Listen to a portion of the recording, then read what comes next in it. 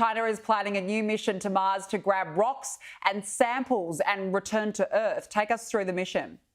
So look, this is really in a direct competition to a NASA and European mission. So right now, NASA has the rover Perseverance. Russia and ESA will be launching their next rover in next year. Well, yeah, next year, 2022, late 2022.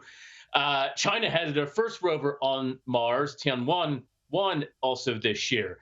Now, the goal of all of these groups is not only just to get there, but take these samples and bring them back. Now, no country has done this. No country has landed on Mars, grabbed samples, and returned them back to Earth.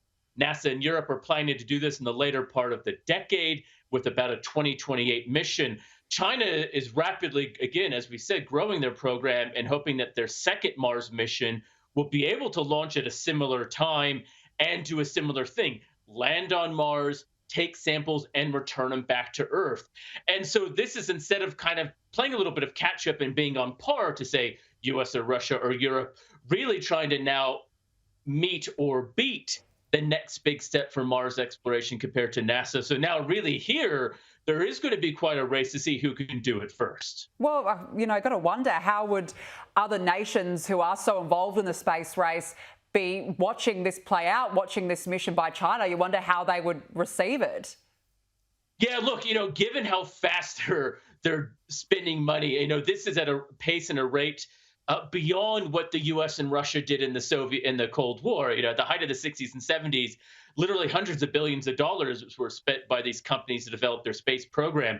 China's not only doing that and spending the people, but doing multiple groups. It wasn't just the moon. They have their moon missions. They're building their space station, and now doing this to Mars. It would really, as you said, put other countries on notice that China is no longer just the third country in this big space superpower race, but really trying to take the lead and put pressure on some of the other countries to pick up the pace, again, with getting back to the moon, as we were just talking about, really making sure that the U.S. doesn't allow these timelines to slip and kind of relax, knowing that China can quickly pick up. Yeah, absolutely. Just finally, Brad, 35 more collisions of black holes have been detected. So that now brings the total to 90. Yeah, look, and this was something that was only just discovered back in 2015, these two black holes colliding. Now, when small black holes collide, they produce ripples of gravity through space, and very sensitive lasers and mirrors on the Earth can feel this very slight shift. It's tiny. We don't notice it in our everyday lives, but it's happening. And it's a way of finding these small black holes in the universe that previously we really couldn't see. And from the latest batch of data, as you said, they detected another 35, which is essentially about a third now of the entire sample just in the year.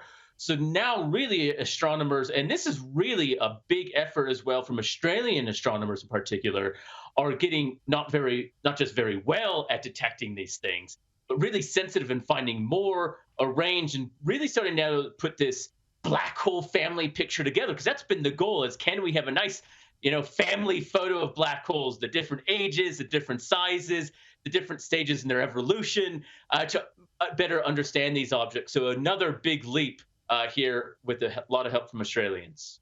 Well done to Australia as per usual. Brad Tucker, great to chat. Thank you so much.